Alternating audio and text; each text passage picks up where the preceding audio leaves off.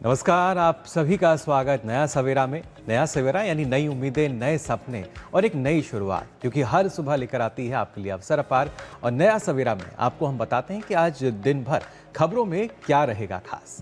बिल्कुल, नमस्कार, सुप्रभात। और आज मेरे साथ पूरे 1 घंटे रहने वाले मेरे सहयोगी मुकुल और आपके साथ मैं हूं संध्या शर्मा। तो नया सवेरा में आज हम बात करने वाले हैं नए भारत के, आत्मनिर्भर भारत के, साथ ही साथ प्रेस रिपोर्ट्स के जरिए आपको दिखाएंगे कि आज के समाचार पत्रों में कौन कौन सी खबरें प्रकाशित है। आपको लेकर के चलेंगे खेल जगत में भी और तकनीक की दुनिया में भी आपको लेकर के चलेंगे। तो आइए नया सवेरा की कर लेते हैं शुरुआत इस वक्त की सुर्खियों के साथ।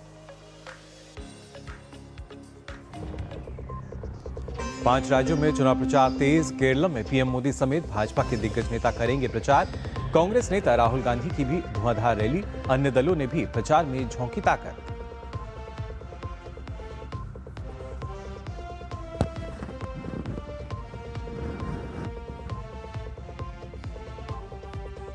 पश्चिम बंगाल में वोटर्स को धमकाने के मामले में टीएमसी नेता राजू मंडल मुर्शिदाबाद में गिरफ्तार। मालदा हिंसा का मुख्य आरोपी मुफक्किरुल इस्लाम 14 दिन की पुलिस हिरासत में भेजा गया।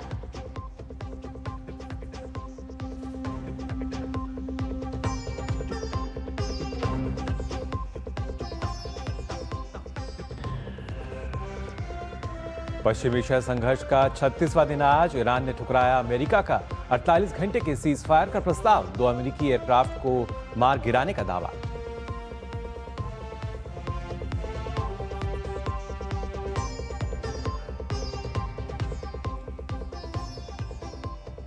अफगानिस्तान में देर रात 5.8 तीव्रता का भूकंप। काबुल में 8 लोगों की मौत। पाकिस्तान और भारत में झटकों का एहसास।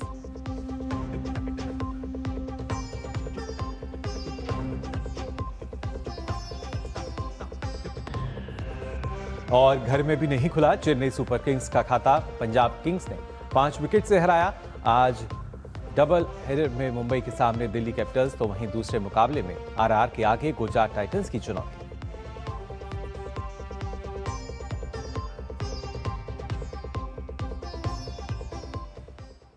तो विस्तार से कर लेते हैं नया सवेरा की शुरुआत। और शुरुआत में सबसे पहले बात चुनावी राज्यों की।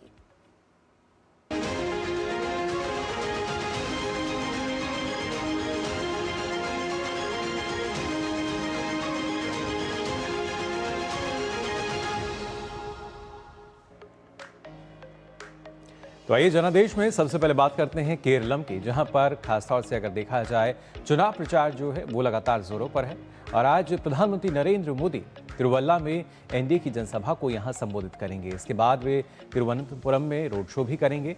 इस दौरान वे राज्य में बीजेपी और एनडीए अपनी ताकत दिखाने की कोशिश करेंगे। कार्यक्रम के अनुसार प्रधानमंत्री दोपहर में तिरुवनंतपुरम एयरपोर्ट पहुंचेंगे, जहां से वे सड़क मार्ग से तिरुवल्ला जाएंगे और जनसभा को संबोधित करेंगे।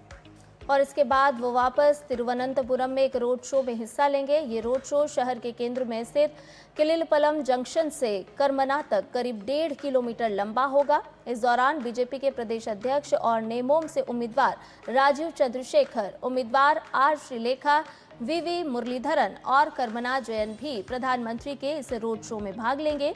प्रधानमंत्री तिरुवनंतपुरम जिले के विभिन्न निर्वाचन क्षेत्रों से एनडीए उम्मीदवारों से भी मुलाकात करने वाले हैं। तिरुवनंतपुरम और तिरुवल्ला जैसे महत्वपूर्ण इलाकों में आयोजित इन कार्यक्रमों के जरिए पार्टी ज्यादा से ज्यादा मतदाताओं तक पहुंच बनाने की रणनीति पर काम कर रही है। और उसी कड़ी में आज हम देखेंगे पीएम मोदी, जो कि चुनाव प्रचार अभियान में नजर आएंगे। न सिर्फ जनसभा बल्कि एक रोड शो जो है वो भी आज यहां दिखेगा।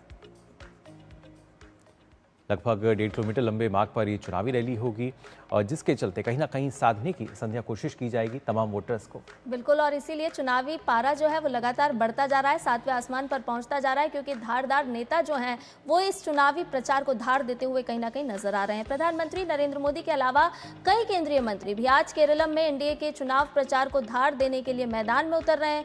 और केंद्रीय वित्त मंत्री निर्मला सीतारमण आज पेरुम्बवूर में जीबी पथियक्कल के समर्थन में दोपहर 3:30 बजे रोड शो करने वाली हैं।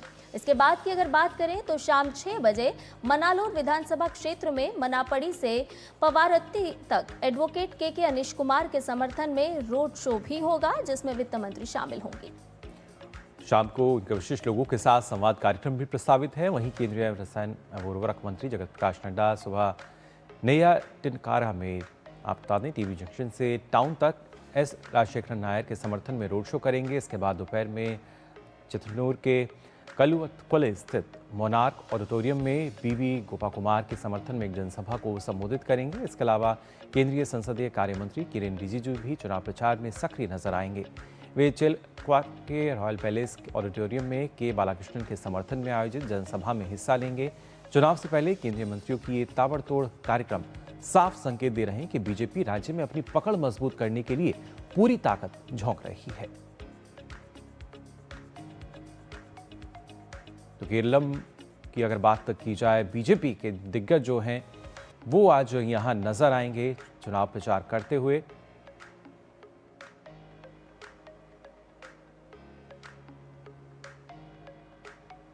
तो भारतीय जनता पार्टी जहां पर चुनाव प्रचार में लगातार जुटी हुई है, तो वहीं कांग्रेस भी सीट फतह करने के लिए मैदान में है। कांग्रेस नेता राहुल गांधी आज केरलम में अलपुझा में यूडीएफ के लिए चुनाव प्रचार करेंगे। इसके अलावा वो कट्टप्पन्ना और कुन्नाथुनाड में होने वाले चुनावी कार्यक्रमों में भी शामिल होंगे। चुनाव प्रचार के दौरान वो यूडीएफ के चुनावी वादों, विशेष रूप से महिलाओं के लिए मुफ्त बस यात्रा और वरिष्ठ नागरिकों के लिए 3,000 रुपये मासिक सहायता की गारंटी पर भारी जोर देंगे। केरलम में यूडीएफ ने 100 सीटों के जीतने का लक्ष्य रखा है। तो एक तरफ बीजेपी, दूसरी तरफ कांग्रेस जो अपनी पूरी ताकत झोंकती हुई नजर आ रही है। और इसी कड़ी में अगर देखा जाए, राहुल गांधी आज चुनाव प्रचार में यहाँ नजर आएंगे, अलग अलग कार्यक्रम उनके। और उसके साथ साथ अगर देखें तो और भी कई नेता कांग्रेस के जो वहाँ पर चुनाव प्रचार करते हुए नजर आएंगे। यूडीएफ का 100 सीटों पर जीत का लक्ष्य है। और ऐसे में न सिर्फ ये दोनों बड़े दल बल्कि केरलम में एलडीएफ ने भी चुनाव प्रचार में पूरी ताकत जो है वो झोंक रखी है। आप बता दें माकपा महासचिव एमएवी आज कोट्यम में चुनाव प्रचार करेंगे। इसके साथ एलडीएफ ने भी चुनाव में पिनराई विजयन के नेतृत्व में अपनी सीट सुधारने का लक्ष्य रखा है।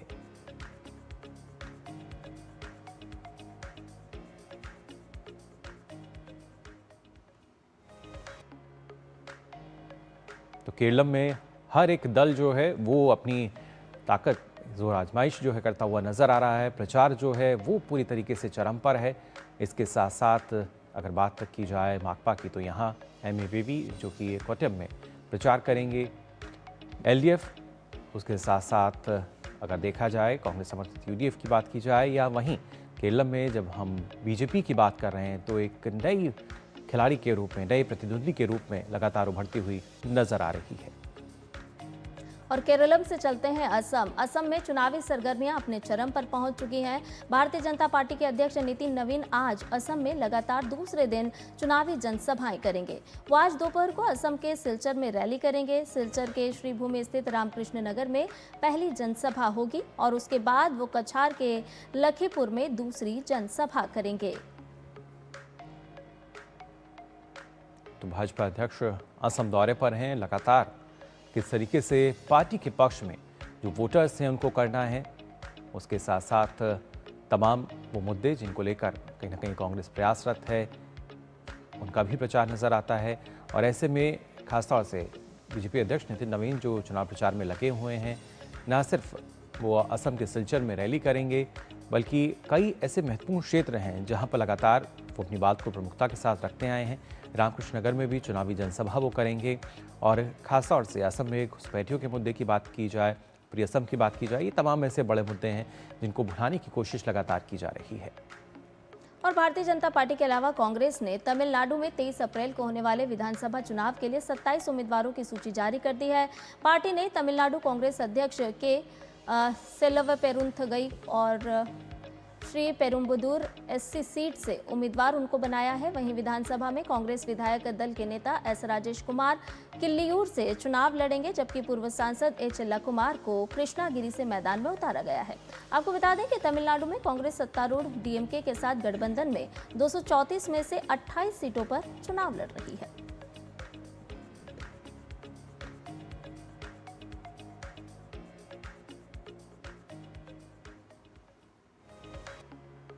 इससे पहले बीजेपी तमिलनाडु विधानसभा चुनाव के लिए 27 उम्मीदवारों की सूची जारी कर चुकी है। पार्टी ने केंद्रीय मंत्री एल मुरुगन को अविनाशी सीट से, जबकि तेलंगाना की पूर्व राज्यपाल तमिलिसाई सौंदरराजन को मयालापुर सीट से चुनावी मैदान में उतारा है। भाजपा महिला मोर्चा की राष्ट्रीय अध्यक्ष वानती श्रीनिवासन को कोयम्बटूर उत्तर से उम्मीदवार बनाया गया है, जबकि मोदकुरिची से कृतिका शिवकुमार, विलवान कोण से एस विजयधारिणी और थली से नागेश कुमार को टिकट दिया गया है। आपको बता दें कि तमिलनाडु की 234 विधानसभा सीट के चुनाव के लिए मतदान 23 अप्रैल को होगा, जबकि मतगणना 4 मई को होगी, जिस पर सभी की नजरें होंगी।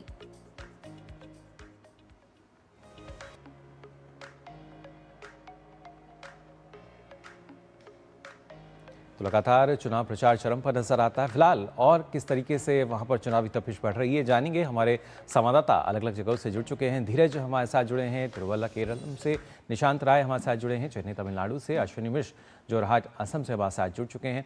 सबसे पहले नीरज आपके पास मैं आना चाहूँगा धीरज, क्योंकि जब हम देखते हैं किस तरीके से केरलम में जो बीजेपी की अगर खास तौर से बात की जाए, अब तक हमने देखा था एलडीएफ यूडीएफ का दौर नजर आता था, लेकिन एक नए प्रतिद्वंदी, बल्कि एक मजबूत प्रतिद्वंदी के रूप में अब बीजेपी की भूमिका वहां नजर आती है। प्रधानमंत्री जब खास तौर से पहुंचेंगे और किस तरीके से महत्वपूर्ण होगी ये जो चुनावी रण है।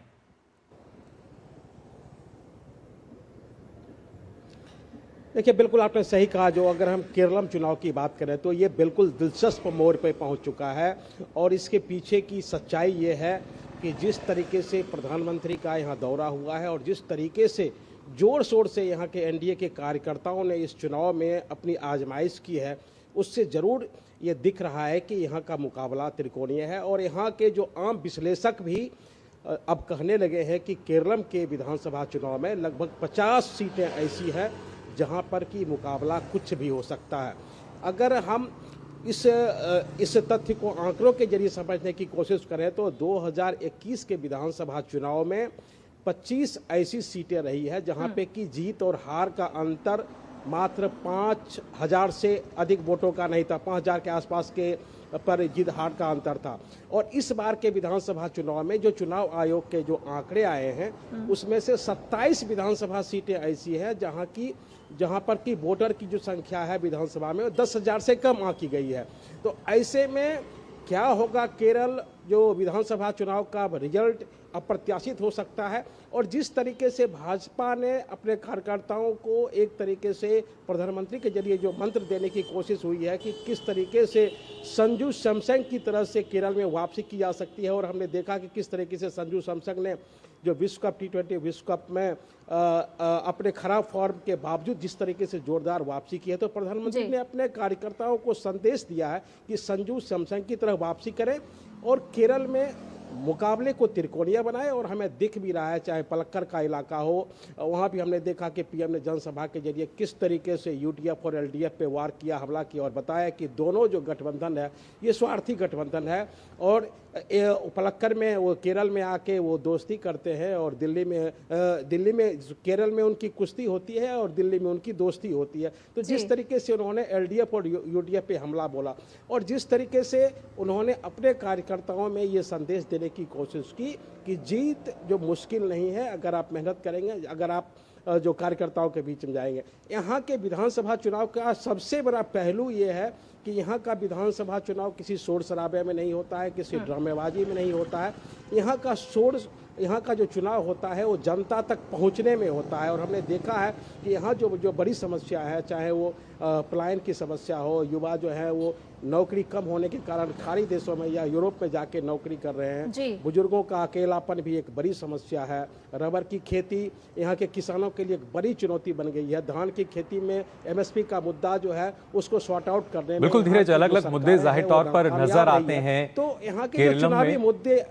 लेकिन अगर बात की जाए, क्योंकि संध्या अगर तमाम वो राज्य जहां पर चुनाव है सबके अलग अलग मुद्दे हम देख सकते हैं इस दौरान। बिल्कुल मुकुल, यानी कि पिच तैयार है, मैदान तैयार है, और मतदाताओं का रुझान किस तरफ होगा, किसका बल्ला चलेगा, ये देखना होगा। हमारे साथ अश्विनी मिश्र हमारे साथ जुड़े हुए हैं जोरहाट से, उनसे भी जान लेते हैं कि क्या कुछ राजनीतिक समीकरण यहाँ पर देख पा रहे हैं। अश्विनी, किस तरह का राजनीतिक समीकरण बनता हुआ नजर आ रहा है आपको इस वक्त, क्योंकि अब सियासी पारा अपने चरम पर पहुंच चुका है और डबल उत्साह के साथ एनडीए या भारतीय जनता पार्टी की बात करें तो वो मतदाताओं के बीच में नजर आ रही है क्या? निश्चित तौर से अगर देखें तो अब चंद दिन बचे हैं मतदान में। 9 तारीख को मतदान होना है। सभी राजनीतिक दलों ने पूरी ताकत झोंक दी है और सबसे बड़ी बात यह है कि दिनों दिन चुनाव प्रचार अपने पूरे शबाब पर पहुंच रहा है। भाजपा की तरफ से अनेक बड़े नेता यहां पर रैली कर चुके हैं। खुद प्रधानमंत्री नरेंद्र मोदी रैली संबोधित कर चुके हैं। 6 तारीख को फिर प्रधानमंत्री नरेंद्र मोदी की रैली है। केंद्रीय गृह एवं सहकारिता मंत्री लगातार अब यहाँ पर 7 तारीख को भी रैली करेंगे। पेमा खांडू, कॉर्नाड संगमा, इसके अलावा कई राज्यों के मुख्यमंत्री, भाजपा शासित राज्यों के मुख्यमंत्री लगातार डेरा डाले हुए। नितिन नवीन यहाँ पर लगातार जो है चुनावी जनसभाओं को संबोधित कर रहे हैं। तो भाजपा ने पूरी ताकत झोंक रखी है। कांग्रेस की तरफ से राहुल गांधी, प्रियंका गांधी ने जनसभाएं की, उसके बाद वो केरलम का रुख किए और दूसरी जगहों पर वो चले गए।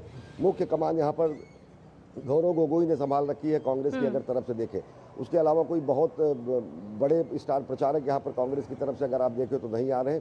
हाँ, लेकिन मुकाबला ज़बरदस्त तरीके से दोनों गठबंधनों के बीच है। कांग्रेस और 6 राजनीतिक दलों का जो गठबंधन है और एनडीए का अब इसमें एंट्री हुई है। कल से अगर देखें तो 2 दिन के लिए ओवैसी इस समय दौरे पर है। ओवैसी के आने के बाद एआईयूडीएफ और ओवैसी की राजनीतिक समीकरण को किस तरीके से वो त्रिकोणीय बनाने की कोशिश करते हैं। कुछ सीटों पर 30 सीटों पर एआईयूडीएफ चुनाव लड़ रही है और असदुद्दीन ओवैसी के एआईएमआईएम और एआईयूडीएफ दोनों ने गठबंधन करके यहाँ पर चुनावी रैलियों को संबोधित किया और ज़बरदस्त तरीके से चुनावी रैलियों में वहाँ पर भीड़ भी दिखाई दे रही है। ओवैसी जिस तरीके से मियाँ जिंदाबाद के नारे लगाते हैं उस तरीके से आप देखें तो यहाँ की राजनीति और ज़्यादा आने वाले दिनों में गरमाएगी। बहुत बड़ा मुद्दा यहाँ पर घुसपैठ का है और घुसपैठ से जुड़ा हुआ मुद्दा जो है वो बांग्लादेशी मुसलमानों का है। भाजपा यहाँ के स्थानीय मुसलमानों के विरोध में कभी भी कोई बयान नहीं करती, लेकिन मियाँ शब्द जो है, मियाँ मुसलमान जो है वो बांग्ला भाषी मुसलमानों के लिए होता है। तो अब जब ओवैसी और एआईयूडीएफ यहाँ पर स्पष्ट तरीके से मियाँ जिंदाबाद के नारे लगा रहे हैं तो आने वाले दिनों में ध्रुवीकरण भी होगा और देखना दिलचस्प होगा कि जनता क्या जनादेश देगी।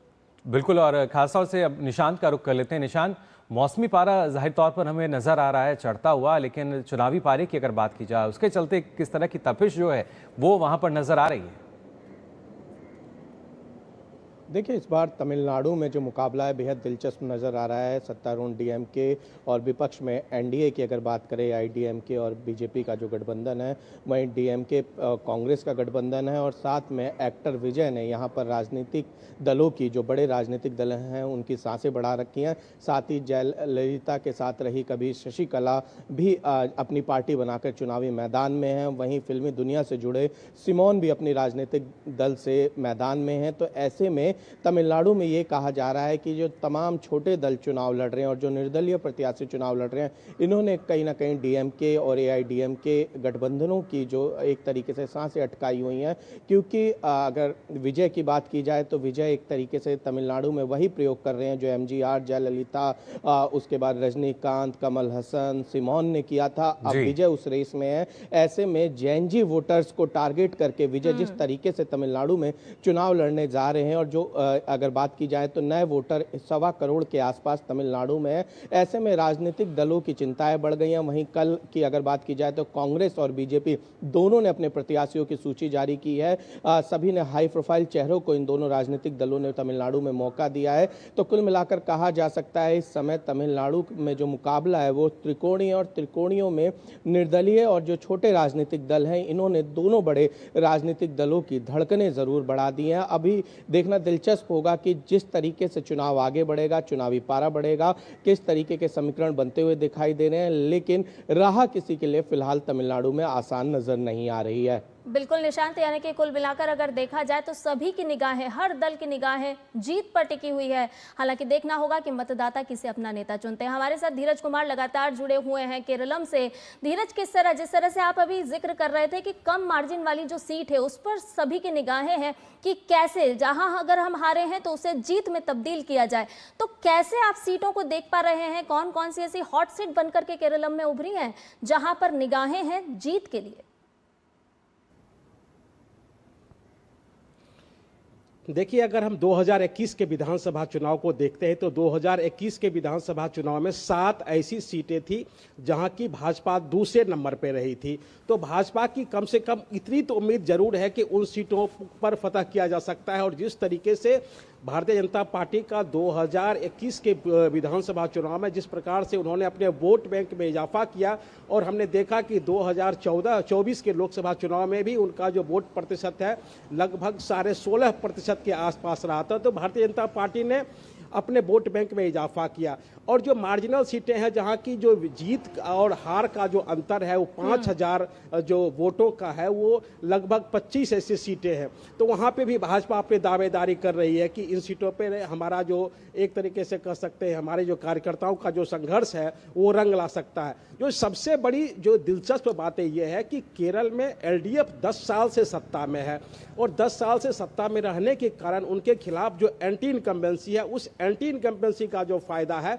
वो भारतीय जनता पार्टी उठाना चाहती है। जैसा कि हमने आपको पहले ही बताया, चाहे किसानों के भी मुद्दे हो, रबर के किसानों के मुद्दे हो, उनके जो एमएसपी के मुद्दे हो, और जो सबसे बड़ी चीज जो केरल में हमें देखने को मिला है वो जो बहुत सुंदर घर बने हुए हैं, लोगों ने काफ़ी पैसा खर्च किया हुआ घर बनाने में, घर के पास में सारे सुविधाएं हैं, लेकिन उस घर में केवल बुजुर्ग बैठे हुए हैं, उनका जो बच्चा है, उनका जो बहू है वो विदेशों में काम कर रहे हैं। तो एक अकेलापन है। इस अकेलेपन के पीछे की सच्चाई ये है कि यहाँ पे जो इंडस्ट्री को आना जो था वो इंडस्ट्री यहाँ पे नहीं आ पाई। यहाँ पे जो डेवलपमेंट होना था वो डेवलपमेंट इस तरीके से नहीं हुई ताकि युवाओं को रोजगार मिल सके। तो इसके लिए युवाओं ने क्या किया है, यहाँ से माइग्रेशन किया है, पलायन किया है, और युवाओं के माइग्रेशन को भारतीय जनता पार्टी ने एक प्रमुख मुद्दा बनाया है। और इस माइग्रेशन के जरिए एक तरह से हम कह सकते हैं कि उन बुजुर्गों के बीच जाकर एक भावुक अपील बीजेपी ने की है कि अगर हमारी सरकार बनती है तो हम यहाँ उद्योग लाएंगे, हम यहाँ रोजगार की व्यवस्था करेंगे। आप जितने भी विधानसभा क्षेत्र में जाएंगे, बीजेपी के कार्यकर्ता यही कह रहे हैं, बीजेपी के नेता यही कह रहे हैं कि हम यहाँ रोजगार की सुविधा उपलब्ध कराएंगे, और आपके बच्चों को जो विदेशों में काम करते हैं, जो माइग्रेशन करके दूसरी जगह चले गए हैं, उनको हम वापस लौटाएंगे। ये जो प्रमुख मुद्दे हैं, एक तरीके से भावुक अपील के जरिए केरल की जनता में एक तरीके से ये मुद्दा उनको भा रही है। बिल्कुल धीरज, हर जगह लगभग यही स्थिति नजर आती है। जो संदेश है जी, हर जगह राजनीतिक दलों के वादे हैं, अलग अलग दावे हैं, और ये अब देखना होगा कि किस तरीके से जो जनता है उनके वादों और दावों को कहीं ना कहीं सुनिश्चित करती हुई नजर आएगी, और उनको वाकई एक जीत जो है हासिल हो पाएगी या नहीं। फिलहाल आप तीनों का बहुत बहुत शुक्रिया, धीरज, साथ ही अश्विनी, हमारे साथ जुड़ने के लिए, और निशांत आपका भी इतनी महत्वपूर्ण चुनावी अपडेट हमारे दर्शकों तक पहुंचाने के लिए। और नया सवेरा में खबरें और भी हैं, लेकिन फिलहाल एक छोटे से ब्रेक के लिए रुक रहे हैं। जल्द हाजिर होंगे, आप बने रहिए डीडी न्यूज के साथ। महाशय धर्मपाल जी के 130वें जन्मदिन पर एमडीएच मसालों पर पाइए 10% एक्स्ट्रा। अब स्वाद के साथ बचत भी, अब पाइए बचत ही बचत। मेरी पसंद, मेरी पसंद, मेरी पसंद, मेरी पसंद, हमारी पसंद, हम सबकी पसंद। मजबूत देश का मजबूत सरिया हो गया स्टील। सिप सिप जीरा सिप, जीरा सिप, एमडीएच का जलजीरा जीरा सिप, जीरा सिप, जीरा सिप, प्यास बुझाए ठंडक लाए सबको भाए जीरा सिप, एमडीएच का जलजीरा जीरा सिप, जीरा सिप, असली रिफ्रेशिंग, असली स्वाद, असली मजा।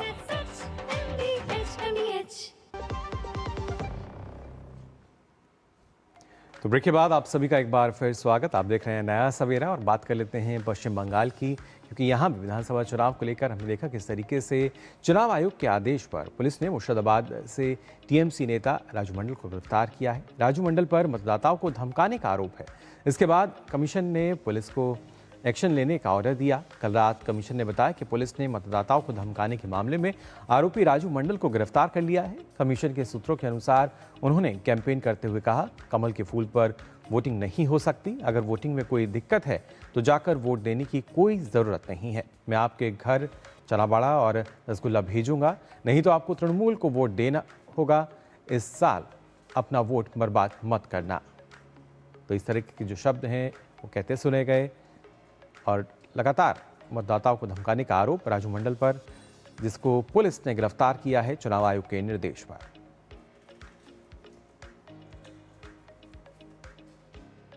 और वहीं पश्चिम बंगाल में विशेष अदालत ने मालदा जिले के कलियाचौक घटना के मुख्य अभियुक्त मुफक्करुल इस्लाम को 14 दिन और अकरमुल बागानी को 6 दिन की पुलिस हिरासत में भेजने के निर्देश दे दिए हैं। इन दोनों को बीडीओ कार्यालय के घेराव के लिए भीड़ को उकसाने के आरोप में गिरफ्तार किया गया। प्रदर्शनकारियों ने मतदाता सूची में नाम शामिल करने की मांग करते हुए अधिकारियों को कार्यालय के भीतर 9 घंटे से भी अधिक समय तक भोजन और पानी के बगैर बंद रखा। मामले की गंभीरता को देखते हुए एनआईए की 40 सदस्यीय टीम मालदा में है और पूरे घटनाक्रम की गहन जांच की जा रही है। खासतौर पर अधिकारियों को चुनाव के दौरान हुए हमले की भी बारीकी से पड़ताल जो है वो की जाएगी। हमने देखा था किस तरीके से इसकी जो जांच है वो एनआईए को सौंपी गई थी और उसी में अब गहनता के साथ जो जांच है वो लगातार की जा रही है। पश्चिम बंगाल में मुख्यमंत्री ममता बनर्जी ने चुनावी वादों के बीच दुआरे स्वास्थ्य योजना का ऐलान किया है, जिसमें उन्होंने हर घर तक स्वास्थ्य सेवाएं पहुंचाने का दावा कर डाला है। लेकिन क्या ये वादा सिर्फ चुनावी बयानबाजी है या इसके पीछे कुछ हकीकत भी छिपी हुई है?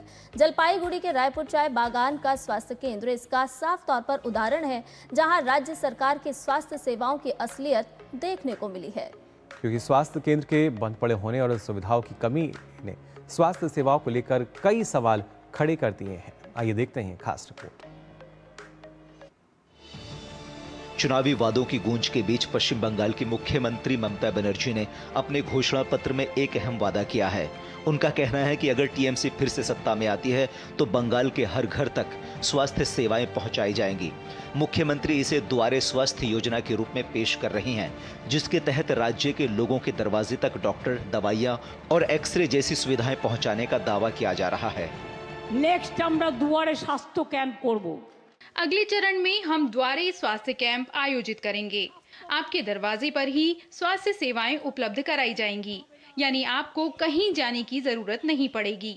डॉक्टर खुद आपके पास आएंगे, एक्सरे मशीन आएगी, आपके पास एम्बुलेंस पहुंचेगी, आपके क्षेत्र में कैंप लगाया जाएगा। जाते अपनारा ये तो हुआ ममता बनर्जी का वादा, लेकिन हकीकत जो तस्वीरें बयां कर रही है वो कुछ और ही है। जलपाईगुड़ी के रायपुर चाय बागान का ये स्वास्थ्य केंद्र मुख्यमंत्री के इन दावों पर सवाल खड़ा कर रहा है। चाय श्रमिकों के लिए बागान के अंदर स्वास्थ्य सेवाएं देने के मकसद से ये स्वास्थ्य केंद्र बनाया गया था, लेकिन विडंबना देखिए, मुख्यमंत्री जिस द्वारे स्वास्थ्य योजना की सुविधाओं का जिक्र कर रही हैं, वो सुविधाएं इस स्वास्थ्य केंद्र पर कहीं नहीं दिखाई दे रही। ये डॉक्टर रूम है, ये बंगाल के चाय बागान में जो हॉस्पिटल है उसका डॉक्टर का रूम है। देखिए, अच्छा, चोरी का खुला गया। और ये लिखा हुआ है यहाँ पे ये लिखा हुआ है डिस्पेंसिंग रूम, नो एडमिशन, ये लिखा हुआ है। और ये हाल है, ये है बंगाल का हॉस्पिटल चाय बागान का। ये तो चारों तरफ ये कीड़ा वीरा भी हो गया, कीड़ा भी लग रहा है ना। ये लग भी आता है ना, सांप आ रहा है यहाँ पे, सांप भी आता है यहाँ। इसका ट्रीटमेंट भैया ट्रीटमेंट अच्छा नहीं करता है ना, तो किसको बोल के क्या? डॉक्टर से भाग गए यहाँ से। डॉक्टर पैसा कौन देगा? स्थानीय लोगों के मुताबिक बीते 4 महीनों से ये स्वास्थ्य केंद्र बंद पड़ा है और यहाँ कोई सुविधा उपलब्ध नहीं है।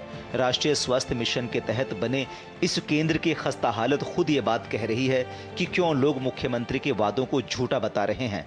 बगान में तो कोई दवाई नहीं है, कुछ नहीं है। कुछ दिन तक आया है बाहर से आदमी, मेडिकल टीम, अभी वो भी बंद कर दिया। पहले तो मेडिकल टीम आता रहा ना जलपाईगुड़ी से, अभी तो नहीं आता है। तो सेंट्रल का असिस्टेंस नहीं मिलता है आप लोगों को? हम तो सीएम को भी फोन किया, फोन के बाद भी नहीं पूछता है हम लोग को। अच्छा, क्या बोलते हैं? आएगा टीम आएगा, ऐसा बोलता है। वहीं ममता बनर्जी के वादों को बीजेपी चुनावी बयानबाजी करार दे रही है, तो उधर टीएमसी का दावा है कि उनकी सरकार ने हमेशा स्वास्थ्य सेवाओं को प्राथमिकता दी है। जो चाय बागान है उसका हाल बहुत बुरा है। बिल्डिंग है, वहाँ पर डॉक्टर नहीं है, फार्मासिस्ट नहीं है, नर्सिंग स्टाफ्स नहीं है, ऐसे कि जो रिपेयर करने वाला जो है, कुछ जो थोड़ा काम हेल्प करने के लिए है, वो भी नहीं है। आप जितना भी ये प्रोजेक्ट, जितना भी मतलब ये चाय बागान के लिए जो जितने प्रोजेक्ट, वो गवर्नमेंट अपना पैसा से खुद करवा रही है। ये ममता बनर्जी, अभिषेक बनर्जी अपना जिम्मेवारी से करवा रही है। ये सेंट्रल का कोई उसमें भूमिका है ही नहीं इसमें। ममता बनर्जी अपनी चुनावी कैंपेन में जो कहती हैं वो करते हैं का दम भर रही हैं, लेकिन इन वादों की हकीकत क्या है, ये सब आपके सामने है। कोलकाता से सौरभ दत्ता की रिपोर्ट, डीडी न्यूज़।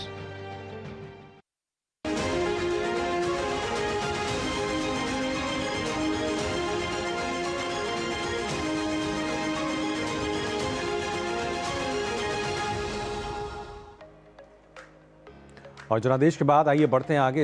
एक बड़ी खबर आ रही है, आपको उससे रूबरू करा दें। इस वक्त की बड़ी खबर उत्तर प्रदेश से मिल रही है, जहां पर यूपी एटीएस का एक बड़ा एक्शन देखने को मिला है आतंक के खिलाफ। दरअसल पाकिस्तानी कनेक्शन वाला मॉड्यूल जो है उसको ध्वस्त किया गया है और करीब 4 आरोपी जिनको अभी गिरफ्तार किया गया और एक बड़ी साजिश को भी नाकाम किया है यहाँ पर एटीएस ने। जी हाँ, उत्तर प्रदेश से इस वक्त की ये बड़ी खबर आ रही है जो आपके लिए ब्रेक कर रहे हैं। सोशल मीडिया से चल रहा था आतंकी नेटवर्क, जिसे कहीं ना कहीं ध्वस्त करने का काम उत्तर प्रदेश में किया गया। गिरोह का सरगना मेरठ निवासी साकिर उर्फ डेविल कर रहा था इसका संचालन। जी हाँ, बड़ी खबर उत्तर प्रदेश से आ रही है, जहां रेलवे और बड़े संस्थान इनके टारगेट पर थे, लेकिन इसे इनके जो सरगना है उसे भी गिरफ्तार किया गया। QR कोड से मिल रही थी फंडिंग, किस तरह से डिजिटल माध्यमों का इस्तेमाल किया जा रहा था। लखनऊ में बड़ी वारदात से पहले इनकी धरपकड़ कर ली गई और एक बड़ी वारदात होने से उत्तर प्रदेश को बचाया गया। रेकी और आगजनी के वीडियो भी भेजे जा रहे थे इनके द्वारा।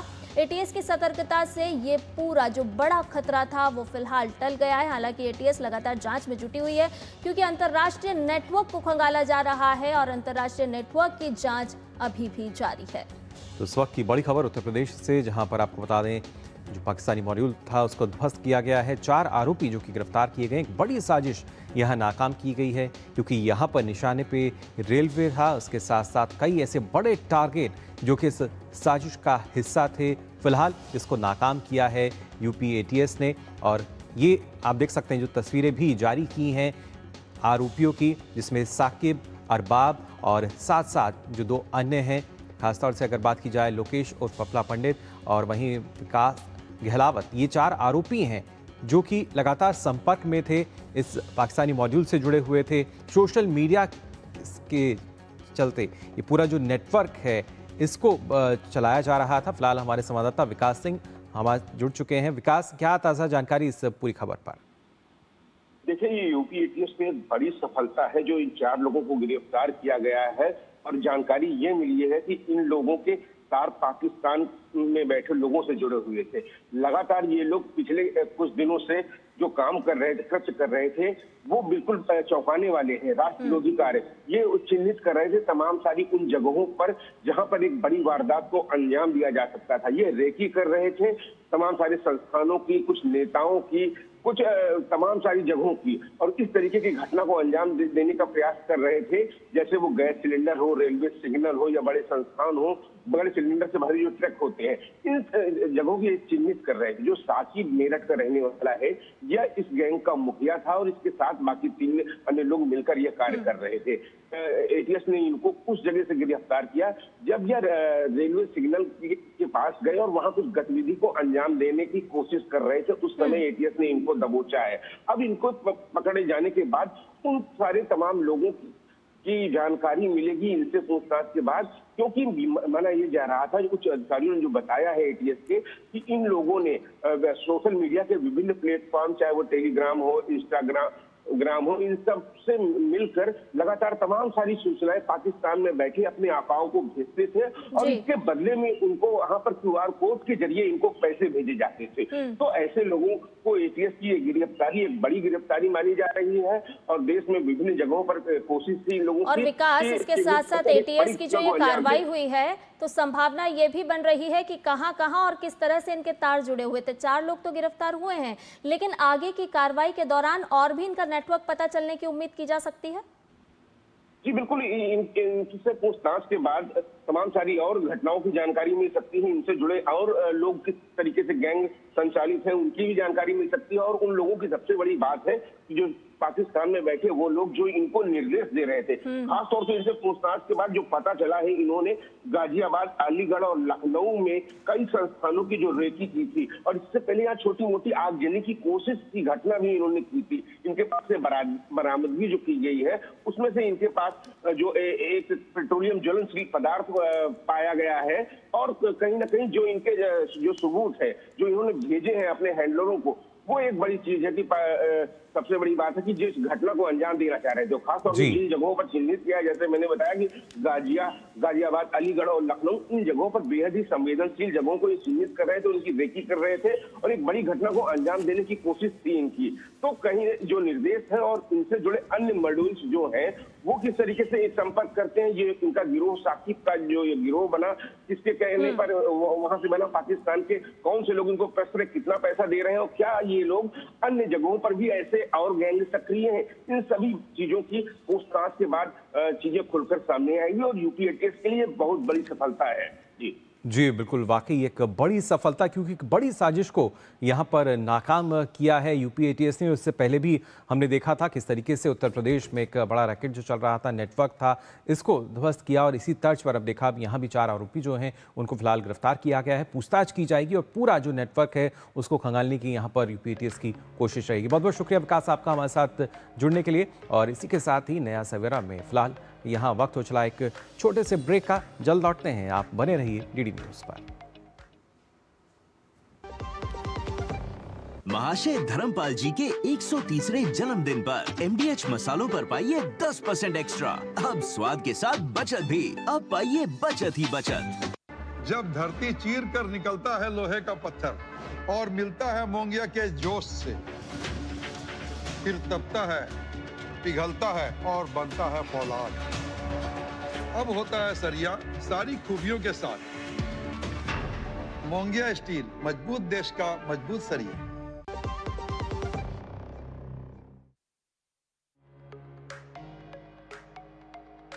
और आइए अब चलते हैं समाचार पत्रों की दुनिया में। आपको बताते हैं कि आज के अखबारों में कौन कौन सी खबरें महत्वपूर्ण स्थान लिए हुए प्रकाशित हैं। बिल्कुल, और पहले रुक करेंगे जो हमारी पहली खबर है वो आपको बता दें। बादलों के बीच बसा आइजॉल और यहाँ पर जहाँ प्रकृति मुस्कुराती है, पहाड़ सुनते हैं कहानियाँ। क्योंकि जब आइजॉल की हम बात करते हैं तो हमारे जहन में भी कुछ इस तरह की जो तस्वीर है वो सामने आती है। लेकिन आप बता दें मिज़ोरम का जो शहर है, किस तरीके से जो प्रकृति की सुंदरता है वो तो यहाँ नज़र आती है, लेकिन उसके अलावा यहाँ की संस्कृति जो है, सादगी की बात की जाए, वो अपने आप में काफ़ी खास और ख़ासतौर से पूर्वोत्तर का ये छोटा सा आज मिज़ोरम जो कि अपने प्राकृतिक सुंदरता के लिए जाना जाता है। अब लगातार हम देख पा रहे हैं कि जिस तरीके से सरकार की नीतियों में बदलाव हुआ है, कनेक्टिविटी बेहतर हुई है, तो लोग लगातार इस तरफ जाना जो है पसंद भी करते हैं और कोशिश भी यही है कि कैसे हम पर्यटन को बढ़ावा दे सकते हैं और साथ ही साथ जो लोग यहाँ जाने के इच्छुक हैं कैसे वो इसके ज़रिए जो प्राकृतिक सुंदरता है वहाँ की उसका भी आनंद ले सकते हैं, अनुभव ले सकते हैं। अब आइए रुख करते हैं अगली खबर का। और अगली खबर आपको बता रहे हैं स्वास्थ्य क्षेत्र से जुड़ी हुई। जी हां, आपको बताते हैं कि बाईं नहीं बल्कि दाईं ओर था दिल और लीवर और बाकी अंग भी उल्टे थे, लेकिन पहली बार दुर्लभ सर्जरी कर करके भारत के स्वास्थ्य क्षेत्र ने अपनी पहचान को और भी मजबूत किया है। जी हां, दिल के वॉल्व में जन्म से छेद था बच्चे के और 2 साल में दिक्कत बढ़ी तो अस्पताल मरीज पहुंचा और उसके बाद आपको बताएं कि सिर्फ 4 सेंटीमीटर का छेद कर डॉक्टर्स ने हार्ट के वॉल्व में छेद का पूरा ऑपरेशन कर डाला। और राइट नहीं बल्कि डॉक्टर्स अपना अनुभव बता रहे हैं तो वो कह रहे हैं कि राइट नहीं बल्कि लेफ्ट में उनको खड़े होना पड़ा और ये पूरा ऑपरेशन करना पड़ा। ऑपरेशन सफल रहा है, जो बता रहा है कि किस तरह से डॉक्टर्स जो है उनकी सक्रियता, उनकी भागीदारी स्वास्थ्य क्षेत्र में बढ़ी है और इस तरह के जो ऑपरेशन है वो सफलता के साथ किए जा रहे हैं। और आइए अब आगे बढ़ते हैं, बात करते हैं जिस तरीके से हमने हमारे देश में डिजिटल पेमेंट का एक हम कह सकते हैं अलग ही इकोसिस्टम जो है वो तैयार हो चुका है। उसी कड़ी में अगर देखा जाए एक नई कवायद जो है वो आने वाले समय में नज़र आ सकती है। जिस तरीके से हमारे यहाँ हम जो अपना मोबाइल नंबर है उसको पोर्ट करने की फैसिलिटी हमारे पास है, ऐसे ही अगर हम चाहेंगे तो आने वाले समय में जो बैंक है वो भी हम स्विच कर सकेंगे। यानी आपका जो खाता नंबर है वो आपको बार बार याद करने की ज़रूरत नहीं होगी, आपको एक खाता नंबर ही याद रखना होगा। अगर आप चाहेंगे तो आप तमाम जो सेवाएं हैं वो दूसरे बैंक में भी ले जा सकते हैं। यानी आपकी अगर कोई एफडी चल रही है, यूपीआई जो चल रहा है वो आपका बिल्कुल बदलेगा नहीं, बिल्कुल वही रहेगा, लेकिन आपका बैंक बदल जाएगा और खाता नंबर आपका वही रहेगा। तो अपने आप में एक नई सुविधा के तौर पर इसको देखा जा रहा है। देखना होगा आरबीआई कब इसको पूरी तरीके से क्रियान्वयन करने के लिए हरी झंडी देता है। और इसके साथ ही आज के दिन की खासियत के साथ आपको लिए चलते हैं साल 1975 में। जी हाँ, 4 अप्रैल 1975 का वो दिन जब बिल गेट्स और पॉल एलन ने माइक्रोसॉफ्ट की स्थापना की थी और इसने कंप्यूटर सॉफ्टवेयर, ऑपरेटिंग सिस्टम और गेमिंग तक पकड़ बनाई और सबसे बड़ी कंपनी बनकर के उभरी। जी इसके शुरुआती नाम की अगर हम बात करें तो माइक्रोसॉफ्ट था, जो माइक्रो प्रोसेसर और फिर सॉफ्टवेयर शब्द से बना। कंपनी को अल्टेयर 8800 कंप्यूटर के लिए सॉफ्टवेयर बनाने के लिए बनाया गया था। तो तमाम तथ्यों के साथ आज क्या आप जानते हैं इस कॉलम के साथ इसे बताया गया है, जो रोचक होने के साथ साथ जानकारी भी दे रहा है। तो बिल्कुल अपने आप में काफ़ी रोचक और दिलचस्प खबरें जो कि आज अलग अलग समाचार पत्र जो हैं उनमें प्रकाशित हुई। अब आइए आगे बढ़ते हैं और बात करते हैं दुनिया भर की खबरों की वर्ल्ड वॉच में।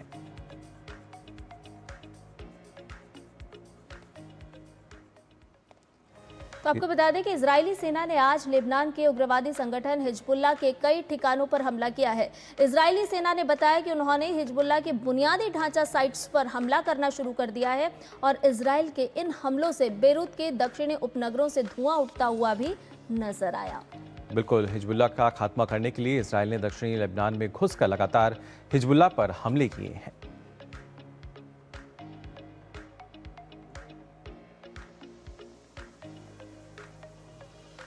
और इस बीच ईरान ने यूएस फाइटर जेट को मार गिराने का दावा भी किया है।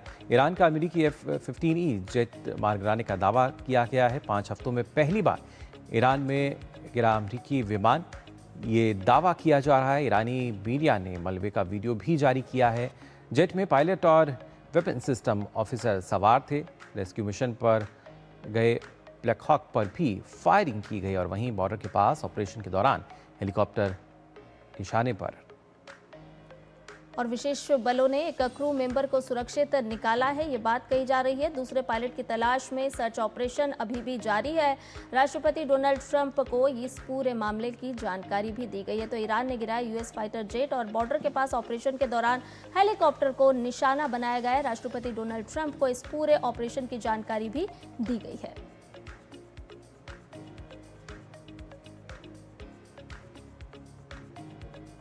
और आपको बता दें कि क्यूबा सरकार ने 10 साल की सबसे बड़ी माफी का ऐलान करते हुए जेलों से कैदियों को रिहा करना शुरू कर दिया है। मानवीय संकेत बताते हुए 2000 से अधिक कैदियों को छोड़ा जा रहा है। अमेरिका इस पूरी प्रक्रिया पर पैनी नजर रख रहा है क्योंकि राजनीतिक कैदियों की रिहाई दोनों देशों के बीच चल रही बातचीत में एक बड़ा मोड़ साबित हो सकती है।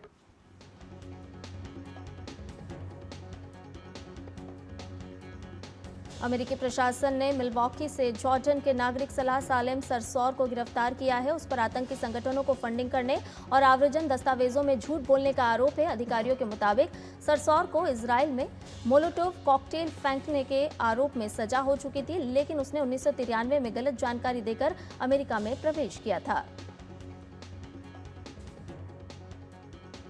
ईरानी मिसाइलों ने आज सुबह इजराइल के रिहायशी इलाकों को निशाना बनाया, जिससे पिताह टिक्वा और रामतगंज जैसे शहरों में भारी नुकसान हुआ।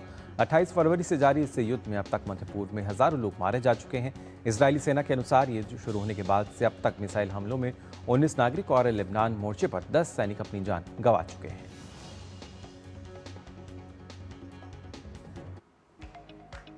चलिए बढ़ते हैं आगे और आपको बताते हैं कि आज मनी मंत्रा में हम खास तौर पर आपके लिए क्या कुछ लेकर के आए हैं। मनी मंत्र में आज बात करेंगे हम यहाँ पर हेल्थ इंश्योरेंस की। आपने हेल्थ बीमा लिया है या नहीं, क्योंकि स्वास्थ्य से जुड़े कई खर्चे जो हैं वो इसके ज़रिए कवर होते हैं, यानी आपको स्वास्थ्य बीमा का फ़ायदा मिलता है। अस्पताल में भर्ती होने पर तमाम सुविधाएं जो हैं आपको मिल सकती हैं और सबसे बड़ा फ़ायदा यही कि आपका जो खर्च है वो कम हो जाता है, जिसमें फिर चाहे एम्बुलेंस के खर्च की हम बात करें या वो तमाम खर्च अगर किसी कारणवश आपको एडमिट होना पड़ता है या इससे पहले प्री पोस्ट हॉस्पिटलाइजेशन की भी अगर बात की जाए, वहाँ भी इसका लाभ जो है आप ले सकते हैं। तो स्वास्थ्य बीमा के लाभ हम आपको बता रहे हैं। हेल्थ बीमा लेना कितना ज़रूरी है और किस तरह से आप ले सकते हैं, क्योंकि जब आप अस्पताल में या फिर आपके परिवार का कोई सदस्य अस्पताल में भर्ती होता है तो उस समय जब डिस्चार्ज के मौके पर आपको भारी भरकम बिल मिलता है, तो यही वो बीमा है जो आपकी मदद करता है। आर्थिक तौर पर आपको मजबूती देता है, मानसिक तौर पर आपको मजबूती प्रदान करता है। और वरिष्ठ नागरिकों के लिए भी ये बीमा है। पुरानी बीमारियों के लिए 2 से 4 साल का वेटिंग पीरियड होता है। तो आप अपने स्वास्थ्य की देखभाल के साथ साथ हेल्थ इंश्योरेंस ज़रूर लें, क्योंकि आयु कवरेज की राशि स्वास्थ्य स्थिति पर निर्भर करती है। स्वास्थ्य से जुड़े कई खर्चों को इस बीमे के तहत कवर किया जाता है। तो आप देखें कि आप कितना निवेश कर सकते हैं, लेकिन हेल्थ इंश्योरेंस आप ज़रूर लें अपने भविष्य को ध्यान में रखते हुए। लेकिन इस दौरान आपको ध्यान रखना होगा, क्लेम सेटलमेंट रेशियो आप ज़रूर चेक करें और कंपनी में नज़दीकी अस्पताल शामिल हों, इस बात का भी ख्याल रखें। साथ ही समय पर हेल्थ बीमा की आप शुरुआत करें, क्योंकि इसके अनुसार ही जो प्रीमियम राशि है वो तय की जाती है। और साथ ही साथ कम से कम कोपेमेंट वाली पॉलिसी चुनें, यानी इसके ज़रिए आपको और अतिरिक्त लाभ जो है वो मिल सके। तो बीमा लेते वक्त आपको सावधानी भी बरतनी है। क्या सावधानी है वो हमने आपको बताया और साथ ही साथ क्यों ये आवश्यक है ये भी आज आपने यहाँ पर जाना। और नया सवेरा में आगे बढ़ते हैं और बात करते हैं एक दिन एक उत्सव की। बताते हैं कि आज हम आपके लिए क्या लेकर के आए हैं।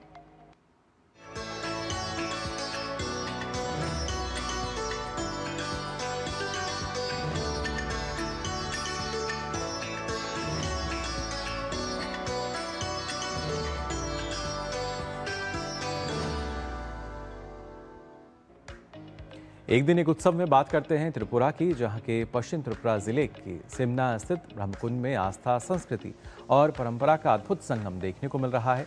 यहां आयोजित ब्रह्मकुंड मेला अपनी धार्मिक मान्यताओं, प्राकृतिक विशेषताओं और ऐतिहासिक महत्व के कारण श्रद्धालु के लिए विशेष आकर्षण का केंद्र बना हुआ है। तो देखिए ये रिपोर्ट।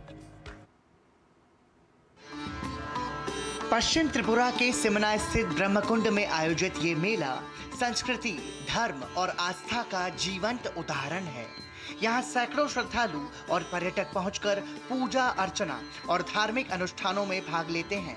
ब्रह्मकुंड का धार्मिक महत्व इसे राज्य के प्रमुख तीर्थ स्थलों में शामिल करता है। इस स्थल की विशेषता है पवित्र पंचवटी वृक्ष, जिसमें 5 अलग अलग पेड़ों के तने आपस में जुड़े हुए हैं। ये दुर्लभ संरचना भगवान शिव मंदिर के सामने स्थित है, जो इस स्थान की आध्यात्मिकता को और बढ़ाती है। यहाँ पिंडदान जैसे महत्वपूर्ण धार्मिक अनुष्ठान भी किए जाते हैं, जिससे इसका धार्मिक महत्व और गहरा हो जाता है। इतिहास के अनुसार पहले इस मेले में बांग्लादेश से भी श्रद्धालु नावों के जरिए यहाँ पहुँचते थे। ब्रह्मकुंड के आसपास चाय बागानों की हरियाली और सामने स्थित बांग्लादेश का ब्राह्मणबाड़िया जिला इस स्थल को और आकर्षक बनाता है। 3 दिवसीय अशोकाष्टमी तिथि मेला, जिसकी शुरुआत 1 अप्रैल 2026 को हुई, राज्य सरकार के सूचना एवं सांस्कृतिक कार्य विभाग द्वारा आयोजित किया गया। ब्रह्मकुंड मेला केवल धार्मिक आयोजन नहीं, बल्कि सांस्कृतिक विरासत, प्राकृतिक सौंदर्य और सामाजिक एकता का प्रतीक है, जो हर वर्ष लोगों को एक साथ जोड़ता है। Bureau report, DD news. तो देखा आपने एक दिन एक उत्सव में किस तरीके से अगर देखा जाए संध्या, ना सिर्फ सांस्कृतिक विविधता बल्कि कैसे उसको एक उत्सव के रूप में हम लगातार मनाते हैं। और बिल्कुल यही हमारे भारत की मजबूती भी है, क्योंकि हम सांस्कृतिक तौर पर समृद्ध हैं और रंग बिरंगी तस्वीरें भी हम अपने दर्शकों के लिए खास तौर पर इस सीरीज के माध्यम से लेकर के आते हैं, क्योंकि हर राज्य की अपनी अलग अलग संस्कृति है, अपने अलग अलग त्योहार हैं और पर्व हैं, लेकिन भारत एक है। बिल्कुल, और खासतौर से पर्व की जब हम बात करते हैं तो यहाँ पर हम देखते हैं कि क्रिकेट जो है उसको भी कुछ इस तरीके से लिया जाता है। उसके अलावा कई अन्य खेल भी हैं। तो आइए अब खेल जगत पर भी नजर डालते हैं स्पोर्ट्स ट्रैक में। तो इंडियन प्रीमियर लीग में आज 2 मुकाबले खेले जाएंगे। पहले मैच में दिल्ली के अरुण जेटली स्टेडियम में दिल्ली कैपिटल्स और मुंबई इंडियंस की टीम आमने सामने होंगी। दोनों ही टीमों ने प्रतियोगिता में अपने सफर की शुरुआत जीत के साथ की है। वहीं दिन के दूसरे मुकाबले में अहमदाबाद में गुजरात टाइटंस और राजस्थान रॉयल्स की टीम आमने सामने होगी। गुजरात को पहले मैच में हार का दंश झेलना पड़ा, जबकि आरआर की टीम ने जीत दर्ज की थी। निखत जरीन, प्रिया और प्रीति पवार ने एशियाई मुक्केबाजी चैंपियनशिप के सेमीफाइनल में स्थान बनाकर भारत के लिए कम से कम 3 पदक पक्के कर दिए हैं। निखत ने महिलाओं के 51 किलोग्राम वर्ग के क्वार्टर फाइनल में पूरी तरह दबदबा बनाते हुए फिलीपींस की जियान बागुहिन पर पहले ही राउंड में आरसी से शानदार जीत हासिल की। और खेल जगत की खबरों के बाद आइए आप जान लेते हैं आपके शहर और आपके राज्य में कैसा है मौसम और तापमान का हाल।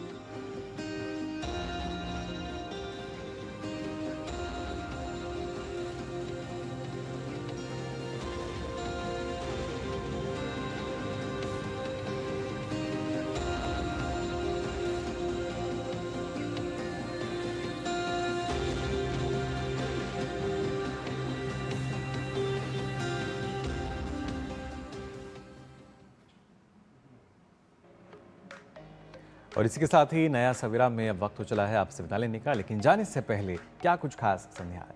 मुकुल, जाने के पहले आज हम अपने दर्शकों के लिए लेकर के आए हैं सुंदर सुंदर रंग के फूल। जी हाँ, चमकीले पीले रंग के खूबसूरत सूरजमुखी के फूलों की झलकियां आज हम अपने दर्शकों के लिए खास तौर पर लाए हैं। सूरजमुखी के फूल की सुनहरी पंखुड़ियों में छिपी है तमाम सारी ऊर्जा, आशा और एक नई शुरुआत का संदेश भी। तो आप इन खूबसूरत तस्वीरों का, झलकियों का आनंद लीजिए और हम आपको छोड़े जा रहे हैं इन तस्वीरों के साथ, इसी उम्मीद और आशा के साथ कि आप भी इसी तरह से मुस्कुराते रहें और आपका जीवन भी इसी तरह से चमकता रहे, रोशन रहे। मुझे, मेरे सहयोगी मुकुल और हमारी नया सवेरा की पूरी टीम को इजाजत। नमस्कार।